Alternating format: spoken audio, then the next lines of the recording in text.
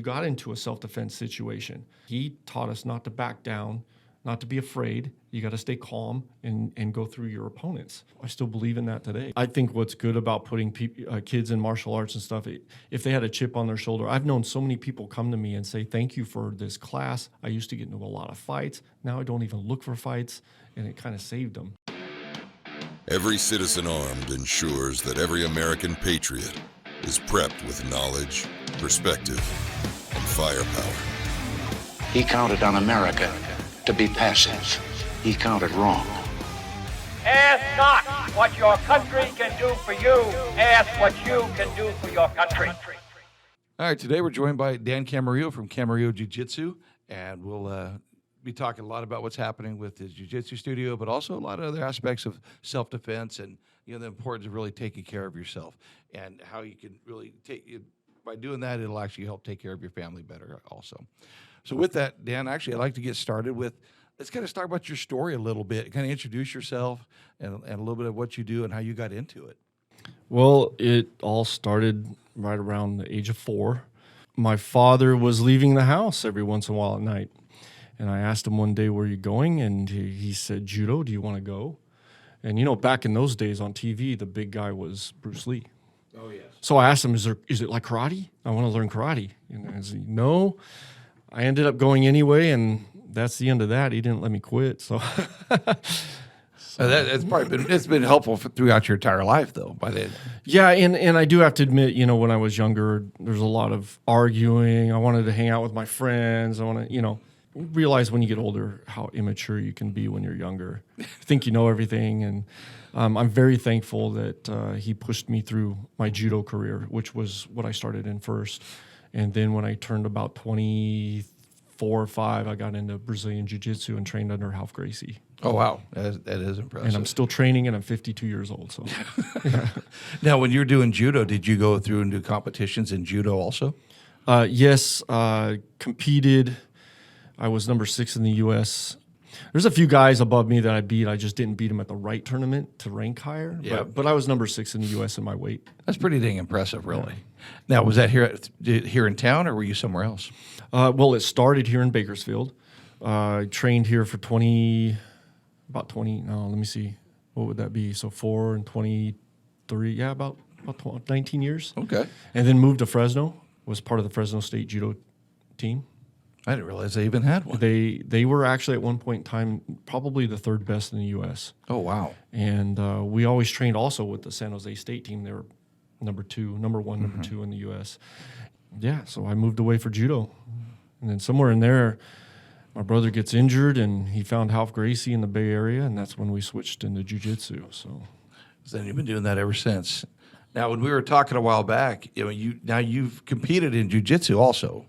Right? Yes, highest level. Highest level. Yeah, that's you. We talked. Well, we actually the first time we'd met was about a week and a half, 2 weeks ago, and you were telling me about your trip to Vegas just Correct. recently. Yes. So I mean, you're even at 52, you're still competing.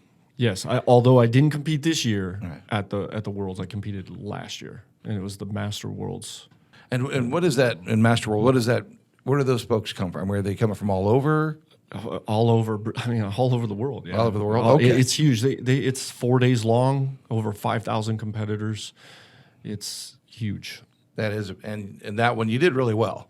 Last year I took 3rd. Yes. Yeah, I mean that's 3rd in the world is pretty dang impressive. Wow. And that falls into an age group, right? Correct. Okay, so now do you do weight Age and classes weight. and Age weight? and weight, yeah. Okay, very good. If that puts you in heavyweight, you're a big guy. I mean, to be honest, I don't cut weight. Like a lot of the athletes, they cut weight to make that weight, be the heaviest in the division. I weighed in at 185. My division was 195. Oh, wow. I just don't cut. And when I'm in competition shape, I'm walking around 185. Actually, you bring that up. I see a lot of those guys, the UFC guys do that. They cut a lot of weight. Yeah. To me, I'm actually more impressed with somebody who doesn't cut weight because that seems like that's unhealthy. It seems like it'd be really hard on your body to cut weight and then go right back. Am I wrong in that? Well, with me, it's never agreed. I've tried one time, and it just didn't agree with me. I couldn't keep food down. So I just didn't do that anymore. I didn't care. I like to rely on speed, and I figure if I'm a little lighter, I'm going to be faster. So Yeah, that makes sense. Now, when Wasn't stronger. No, you were. No, those guys are strong, man.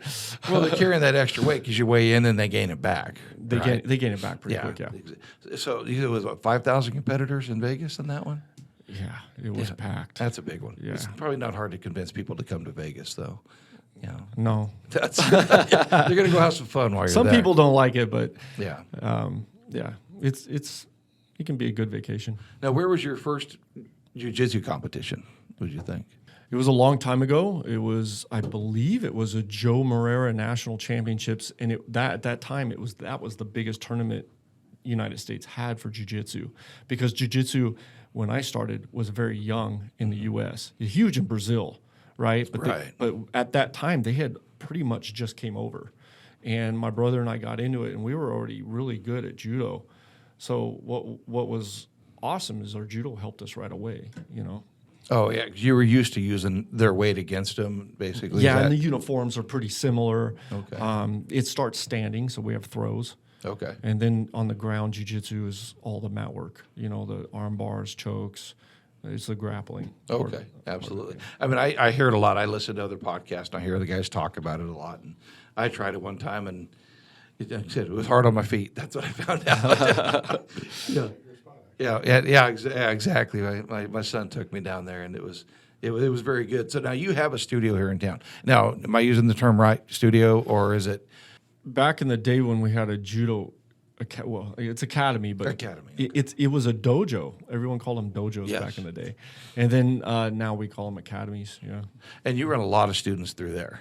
Yes, yeah. We have about 200 students right now. So yeah. And you do classes every day.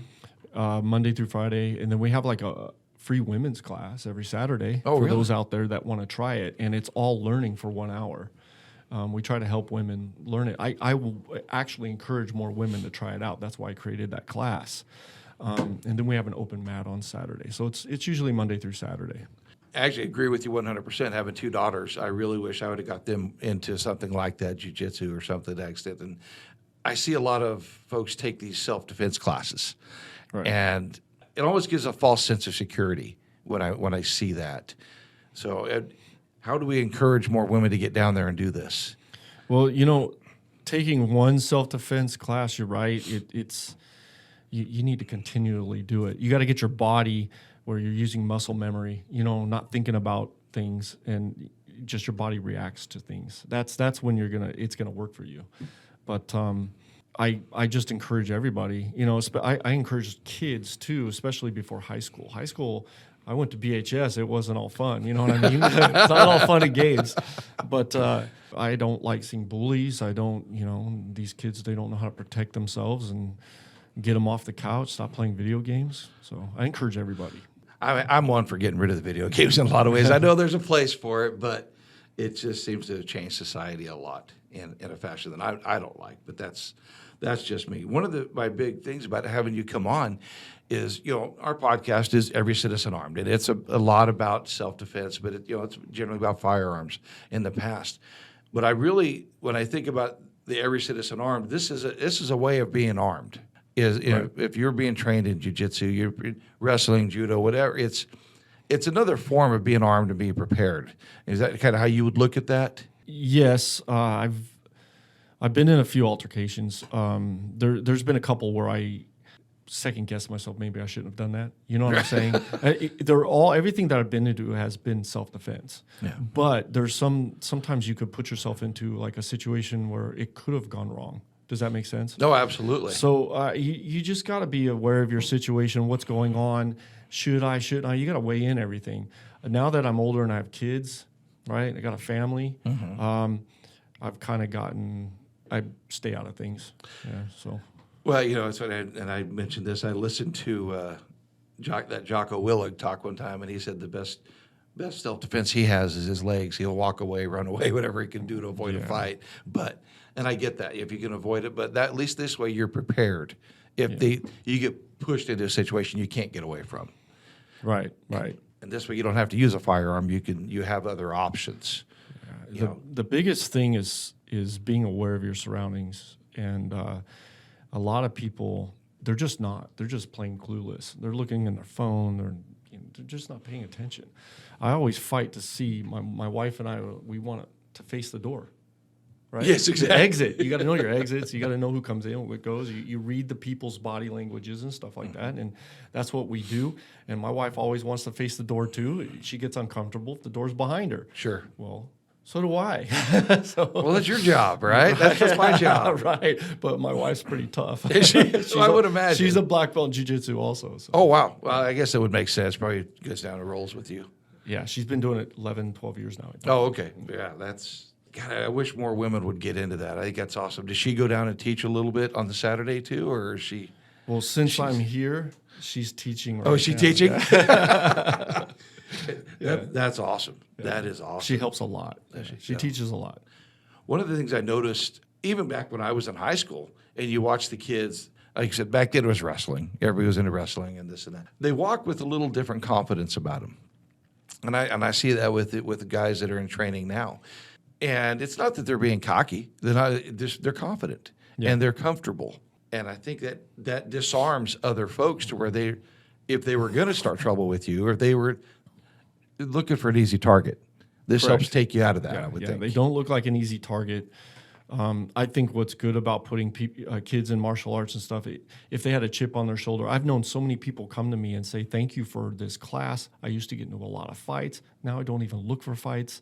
And it kind of saved them. Do you know what I'm saying? Oh, absolutely. I mean, it's just, like you said, they're no longer a target. So. Yeah, it goes back to being aware of your surroundings. And it's, I've pounded that into my kids for years, and sometimes they're good about it, sometimes they're not. That's, but having daughters, they definitely want them to be that. Now, you have your academy, and whereabouts is that located? Downtown Bakersfield on 19th and Q. I've been there. Like I said, I've been there once, but and you have a website available for everybody to go on and see it and kind of see the classes. Yes, it's CamarilloJJ.com. Okay, this is my last name, and then JJ for Jiu-Jitsu. What was it like training under Gracie? So people need to understand he's from a third world country. I mean, he's from Brazil, right? So things are different over there. And when he came over here, he kind of brought that with him. So it was intense. It was, if you did something wrong, you'd get kind of slapped or hit with the belt. One day I remember he walked around with a kendo stick. You know what I mean? Oh, wow. Whap, and he'd wake you up. We're okay with that. I actually liked it. It actually kind of changed my life. So before that, I knew a lot of judo, but I was never taught the mental preparation, like if you got into a self-defense situation, and he helped me, right? He taught us not to back down, not to be afraid. You got to stay calm and go through your opponents. Yeah, I still believe in that today. You know what I'm saying? Oh, absolutely. It was him and his brother too. Is his brother did it with him, or the Gracie family's huge, but Ralph has a brother Henzo who's in New York. And then he had another brother, Hyan, who passed away it was a few years back. But, okay. Yeah. You hear that name a lot in the UFC guys talking. A lot of them seem like some of them trained with the Gracies in the past, or in their academies. Maybe not with those same guys, but it sounds like you were with the originals. Yes, he was one of the first Gracies to come over. Oh, one of them. Not but yeah. Yeah, and that was up in San Jose, Fresno, or? It was Mountain View, yeah. Oh, okay. Bay Area. Oh, okay. Oh, absolutely. That's. He actually came up with a Caesar Gracie, who actually trained the Diaz brothers. Oh, is that okay? Diaz and Nate. Right out of Stockton there. Right out of Stockton, and we were there before they were. Oh, is that right? So we were with Caesar and Ralph, and then Ralph left Caesar and started his own. I think those two are a pretty good testament of what training can do. Coming out of Stockton, they've done pretty well. Those guys are phenomenal. Yeah. Yeah, they're a little scary, but yeah, they're actually really nice. Yeah, I've heard that actually. I'm in Stockton pretty regular, for our offices, but and there's some folks that I've run into, and they said they've always heard good things, but boy, they get in that ring. And yeah. Well, you don't want to make them mad, yeah. Oh gosh, they don't back down. No, that's yeah. No, and there's no quit in them. Right. And that's what I see in a lot of the jiu-jitsu guys is you're always looking for that next move. What I've watched a competition, they're always moving, always trying to get into the next thing. You talked a little bit about your bout over in Vegas, how you knew when you put your arm in the wrong spot. Right. Not to put you on the spot on that one. You're fine. You brought it up, but I thought that was a great thing. And if you talk about that a little bit. So I beat my first 3 opponents, okay? And then I'm in the semifinals, which is for 3rd place. If I would have beat this guy, I'd have been in the finals. And the guy I fought, that guy was huge, very strong. So I was struggling to pass guard. I collected 7 points for everything that I did. Pass guard, knee on belly, stuff like that. And he had 2. Actually, he got those 2 points right at the very end. He swept. And there's like a minute left. Yeah. And he gets into a position, and I tried to reach to grab his sleeve. If I'd have grabbed his sleeve, I would have gotten into a better position. And I missed the sleeve, and I left my hand down there. And I know better than that. You know what I'm saying? It's certain things I tell my students don't ever do, and I did it. But I think I did it because I was I've got this one. You know what I'm saying? I always like a little overconfident. Got a little confident? Yeah. And he caught me, and I looked at the clock, and there's 40 seconds left, man. And I would have. That's why I have to go back. Absolutely. I got to go back. Now you're going to do it again next year? Yes. As long as I don't, like this year I had a bad year. I got injured, sick, so. Well, yeah, that takes a little recovery. Now, what time of year is that? When is that competition? So it just happened the end of August. Oh, okay. So a year from now, basically, you're going to be back over there. Right. Will you be in the same division? Yes. My natural weight is 185. So. And what age group does it go to the next age level? And you know what? That I don't know. But I'm in Master 5. Yeah. So I don't know when Master 6 is. Another 5 year. I don't know. Wherever they tell you to go, you're going to go. Wherever they tell me to go. And now you're doing in a gi then, right? In a uniform, yes. Okay. And now, they have 2 types, right? You can do it, and I don't know much. Mm-hmm. So, but you can do it with or without the gi, right? Yeah. So they call it gi and no gi. Okay. Yeah. Now, do you do the no gi also? I do not. I grew up in a gi. Okay. Judo, my whole 20-something years was in a gi. I moved here, and I taught at Eric Nolan's for 7 years. I taught no gi. And then I went back to gi when I opened my own place. It's just something I prefer. What would be the advantages or disadvantages either way? I mean, in my thought, like I said, being lame, looking at it is if you have the gi on, you've got something that they can get a hold of. There's pros and cons to both. And I'll tell you right now, if you just learn no gi first, you're probably going to learn bad habits because everyone gets sweaty and you start pulling out of moves, right? With a gi, you can't do that. So you have to learn properly how to escape. Does that make sense? That makes complete sense. Okay, so then if you learn improperly and then you get someone who knows how to hold on to you, now you don't know how to get out. So I always encourage someone, learn all the basics you can with a uniform on because there's no escape. And then once you know the proper escapes, then it helps you with no. They both help each other. Right. I'm not against no gi. Right. You know what I'm saying? I just prefer gi. So. And this, like I said, me thinking about it, it would be for just Joe Blow on the street or Jane Doe on the street, it would be better to do it with a gi or with a uniform because on the street, everybody's wearing clothes. Yeah. You're very seldom going to be fighting somebody without clothes. Every situation I've been into, there's only really been one where I use their clothes. Oh, yeah? I mean, I'm going to be honest, even though I prefer a uniform. But we don't live somewhere where it's cold all the time. You know what I'm saying? So, yeah, when they're cold, they're wearing the exact same clothing as a uniform. Yeah, they're wearing a jacket. Long pants are the same thing. Yeah. And that's actually what happened. I got into an altercation in the Bay Area, and I ended up on the ground, and someone ran and kicked me in the face, so I grabbed his pants, and I was able to do what we call as de la hiva, lock our leg around their other leg, grab his wrist, I swept him to the ground, so it does help. Well, yeah, I can see that, sure. That's and like I said, I think of like law enforcement officers. I know you have some in your classes down there, and I'm sure some of it is taught in their academies, but I think for self-preservation, would you recommend more and more law enforcement officers come into either, get into some training? Absolutely. It wasn't too long ago. I was actually teaching some of the police officers here in town at their facility. So they did create a facility over there. What is that on? On Norris or the BPD? The Bakersfield Police Department. What is that road? Why can't I think right now? Anyway. Because I thought they were both using the same one by the airport. Well, they built a new facility. Oh, did they? Yeah, and it has a mat room. Oh, wow. And my buddy who used to train with us, Moses Delphin, he used to bring me over there, and I would train them, and then they would take me out when they went shooting, the SWAT team. Okay. But he was even trying to get more and more of them because he knows they need it. They need it. I mean, so yeah, I encourage all the police officers to get on the mat, and in fact, we give them discounts. Oh, do you? Yeah, we try to get them on the mat. Well, I think, like I said, I would look at it as self-preservation. If they're out there in the streets on all those guys, they're the ones that are going to put hands on people. They're gonna put hands on somebody, and there are some people that fight back. A lot. Can you imagine being alone? You don't know what to do.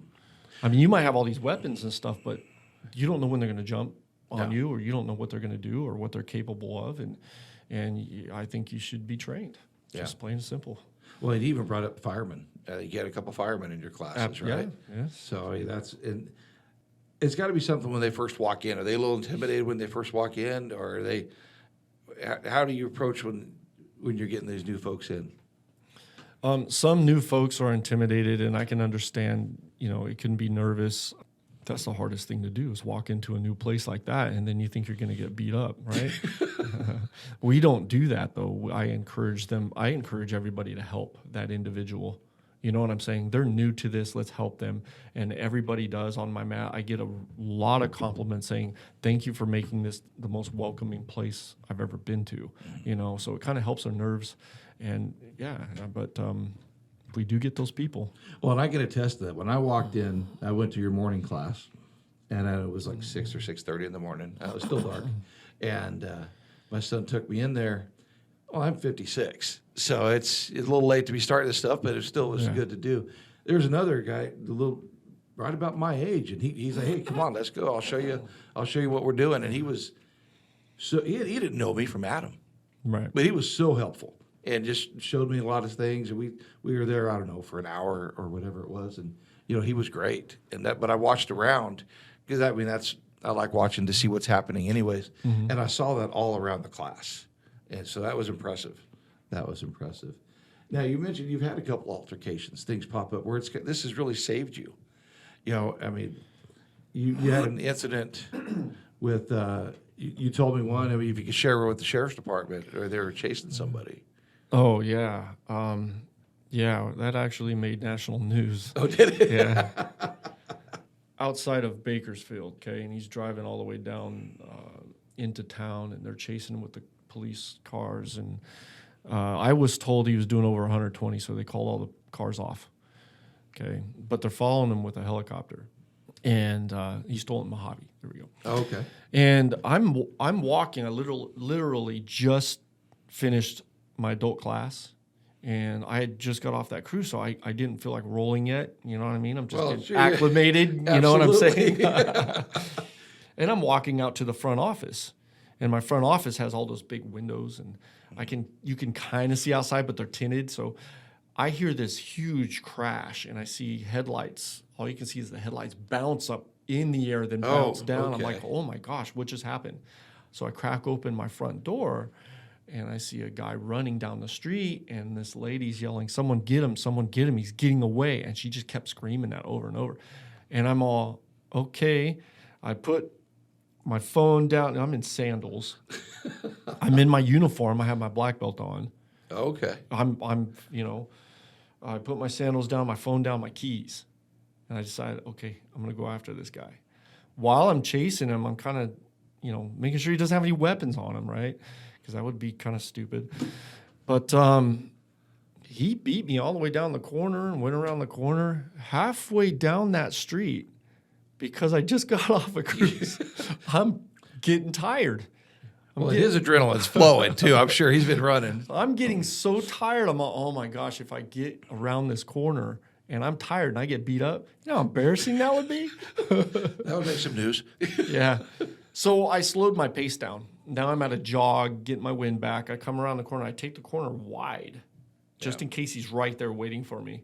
And I look at him. He had one hand on the wall, and he had the other hand, pointing at me like, I'm done. I'm tired. No, please don't. That's what he's saying. No, no, no. I put my hands on him, locked him up, made sure both hands couldn't move. Yeah. And I told him, if you start fighting me, I'm gonna. I actually told him I was gonna choke him out, but I said no, I'm not gonna choke him out standing. Right. I got to get him on the ground first, right? And he did. He started moving, so I foot swept him, landed on top of him, sat on him, put him in what we call gift wrap, which is one arm like this, and he didn't move. And then I told my buddy, he pulled up in the car, and I said, hey, watch my back in case he had a friend. Yeah. And he stands out in the middle, and I didn't know he was ex-Marine or Army or something. So he goes, I got you, no problem. He stands out there like he's security doing this. He's on guard. It was funny, but cop cars and sheriffs and everyone just pulled up. And you know what's funny is I'm holding this guy. This is the second time I've arrested somebody. Citizen's arrest, right?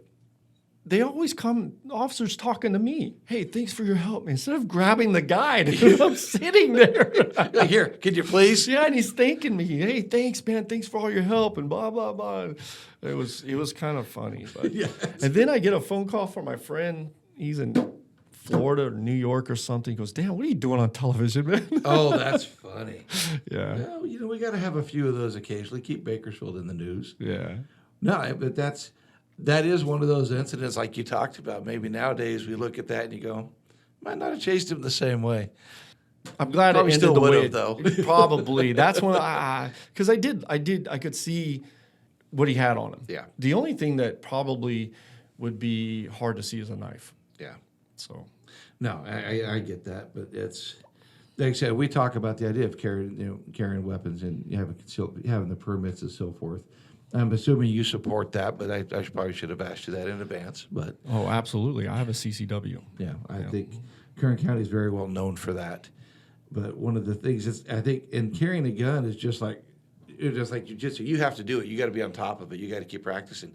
Our idea with the gun is you have to get out there and practice. You got to get out there and shoot. It's all about responsible gun ownership. Right. If and like I said, I'm just as guilty as other people. I was not going out and shooting enough, and I went out the other day and I found out exactly what happens. Yeah, I'm guilty of that too. Well, in the state of California is making it harder and harder. That's Right. They're making it more and more expensive on everybody with the extra taxes. So, but I think it's like anything else. You got to get out there and practice it. So we've got some great places here in town. So if somebody wants to come in and do classes with you, what's their best route if they want to come in and start learning? How would you get them started? So I do have people just walk in, and I encourage that the most. They get a free week. Do they? They can sit and just watch. We have benches. You can watch the whole class. And I do have people call me, and that's exactly what I tell them. They ask the questions, how much, how do I get started, what do I wear, all this kind of stuff. And the main thing is get in that door, because that's the hardest thing to do. Get on that mat. You know what I'm saying? And then it's our job to help them feel welcomed and ease that pressure off of them. That most people they're nervous. They're worried about class. Yeah, I was surprised. There's people that I know that I didn't know went to your classes. I mean, Matt, my eyeglasses, Ken's Optical. He's the one who's over there. We're getting the glasses done. We're talking about it, and they were talking about getting the glasses, and then we ended up talking about jiu-jitsu and firearms and so forth. And he said he trains at your academy every week. And then same thing with we had a kid in here, Justin, who we talked about earlier. He was in here helping us with a podcast the other day, and he's down there all the time. So I mean, you got a lot of folks that come in there that that on all sides of it. But like I said, what I've noticed is, like I said, that confidence, and I think that keeps them out of trouble. So it's very unassuming people. When you look at them walk around, they're just Yeah, I mean, you don't know who trains. No. Even there's this town has a lot of wrestling. Wrestling's very respected. You do not want to mess with a wrestler, and there's a lot of them, right? I mean, Well, yeah, we've had some great wrestlers come out of here. right. But it sounds like you're doing the same thing with the jiu-jitsu. You're sending out some pretty good students. We have a lot of wrestlers who come in. When they're off season, they train, and then when there's wrestling kicks back in, they go back into wrestling. Now, do you have students that are going out into competitions across the nation yet, or do you have many that are doing that? Our school competes all the time. Oh, does it? Yeah, I don't know how far. Some of them, yeah. Some of them we go all the way to Florida. Oh, wow. Went to Florida at the beginning of the year. I think there was Pans. You have it. So you have is it like a team? I mean, it's your school, but it's just how does it go under your academy name? When it's closer, it's easier to take a whole team. When it's further away, then you got money involved. So then it gets expensive. it gets harder. Yeah. Do they go under the Camarillo Jiu-Jitsu label? Is that Absolutely. when they do that? We actually have other gyms that are the affiliate of Camarillo Jiu-Jitsu. Oh, wow, okay. So yeah. And then you like go to Fresno, go to the wherever the coast and all the different areas. Most competitions that we go to are south. Oh, okay. Yeah, so Get Los down there. Angeles and San Diego, and It kind of goes back to you don't know who's training. That's a lot of folks. you don't know who's training. Yeah, that's always been, if you're in the wrong spot at the wrong time, you get in with the wrong person, you might be in trouble. Yeah. It makes people think a little bit. So when they walk in like that, I mean, it's what is expected of them? Like they watch for a little while. You got a newbie, say a 12-year-old kid walks in there, and I'd like to get them started a little sooner, but you got a 12-year-old boy or a 12-year-old girl. Really go with the girls. If a 12-year-old girl walks in, what's your expectations, and how often would you like to see them? And I encourage them to come every day. yeah, I grew up, my father made us train every day, sometimes 2 times a day, but not everybody can do that. I just tell them to get in at least 3, and then you'll learn. If you do 2, it's going to it's a little bit longer road if you just go 2 days.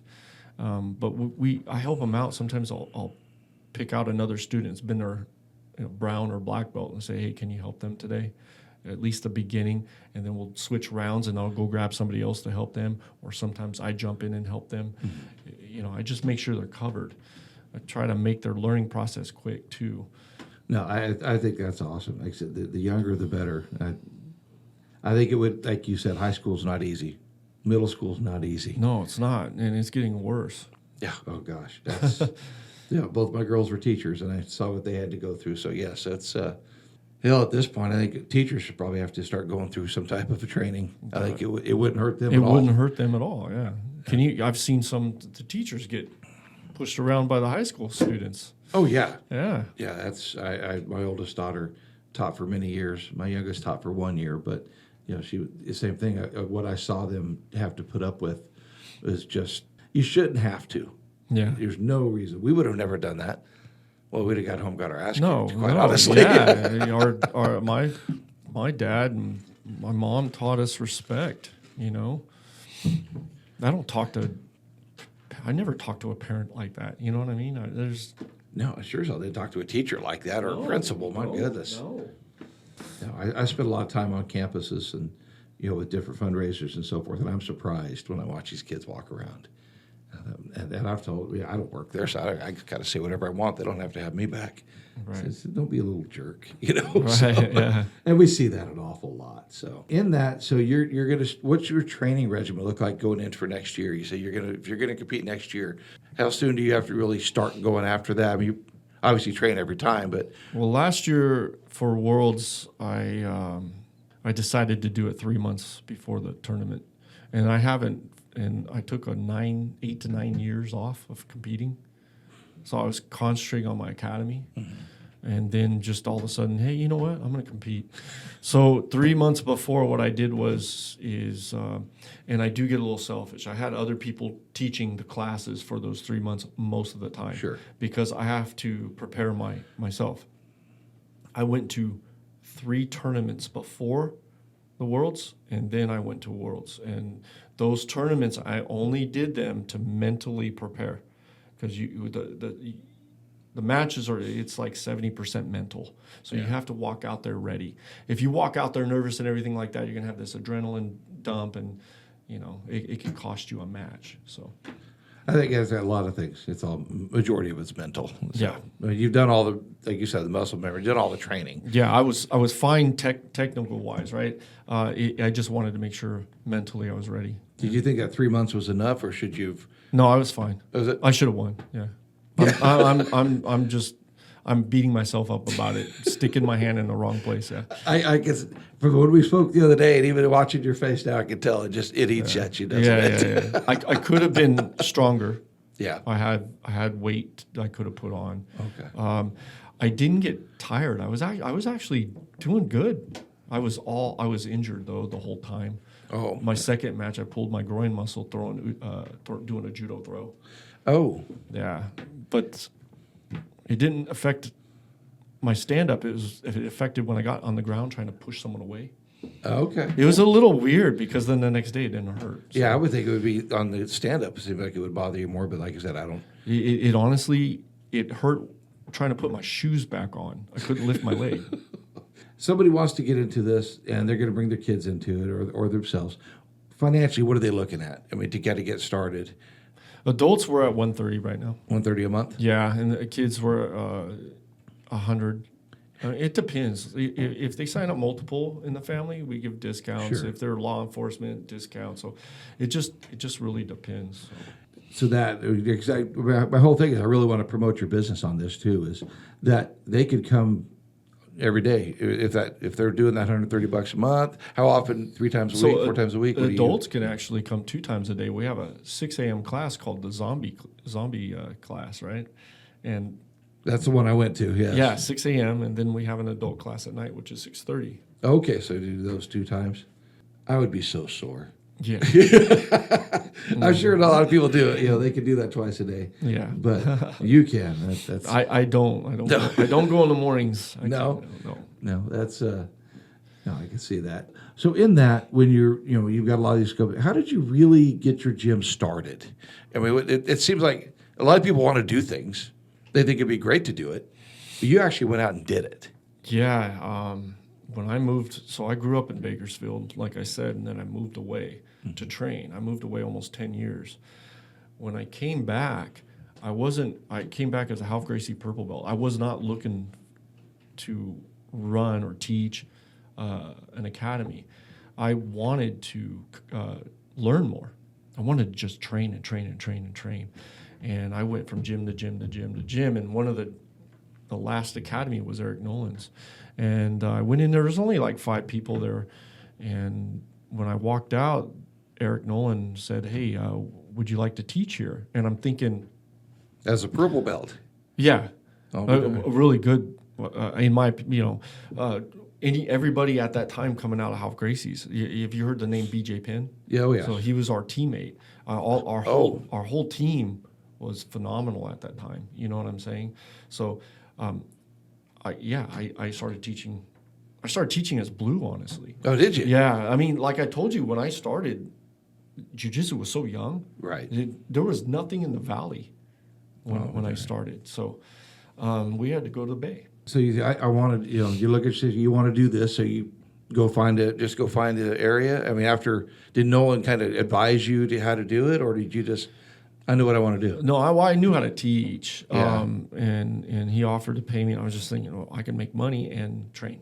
Yeah. So I just started teaching. I started teaching no-gi, 7 years there, and then somebody else gave me a better offer, and I sat Eric down and told him, "Hey, this guy's giving me this offer." He didn't counter, so I ended up downtown with another guy, but he kind of burned me a little bit. So I found that building that was vacant, and the rest is history. I rented it, and that was it. And what year did you open that up? That was 11 years ago. Okay. Very good. So I've been my own business for 11 years. That's pretty impressive.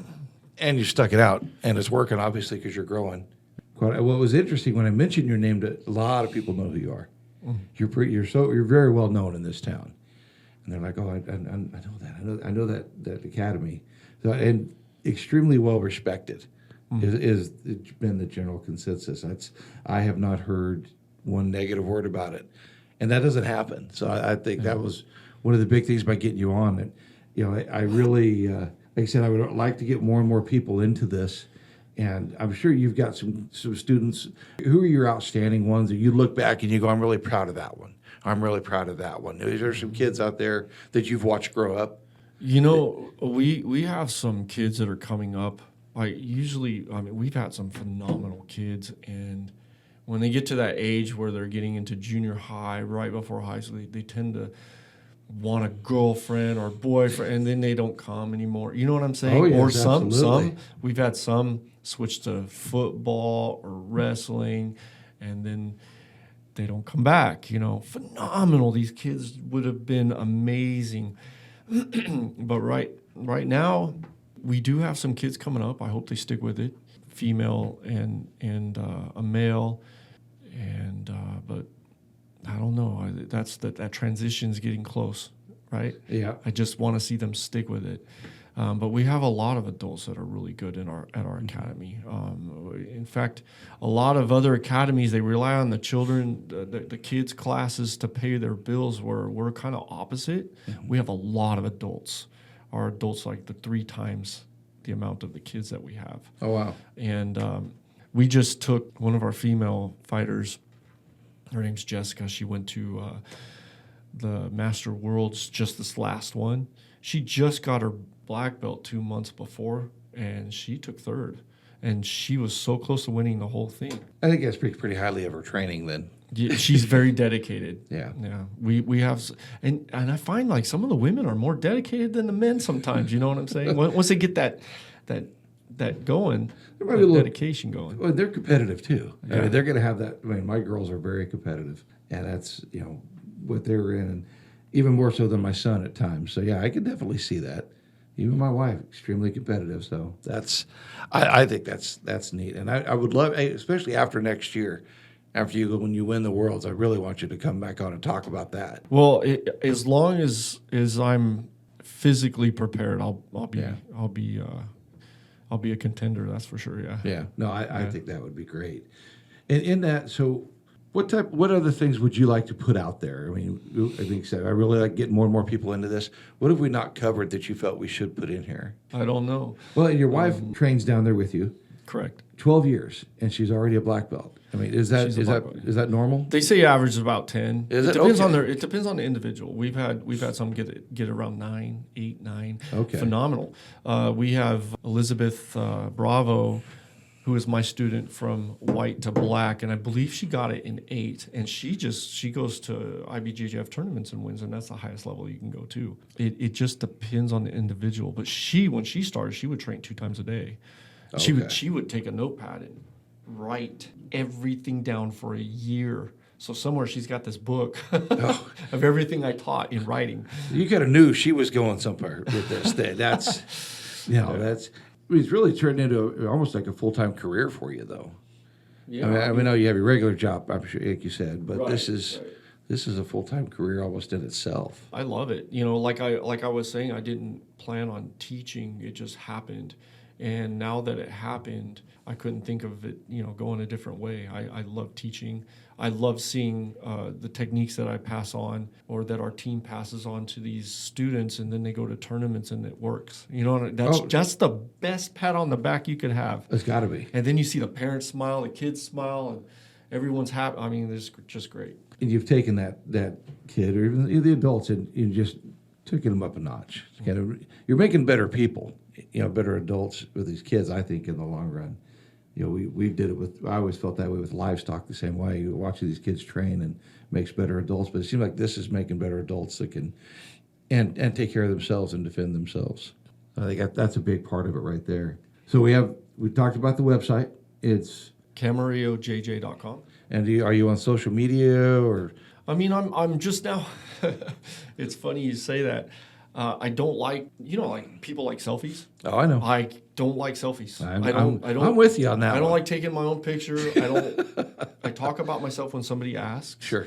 I don't mind being on camera like this when somebody asks. Yes. Right.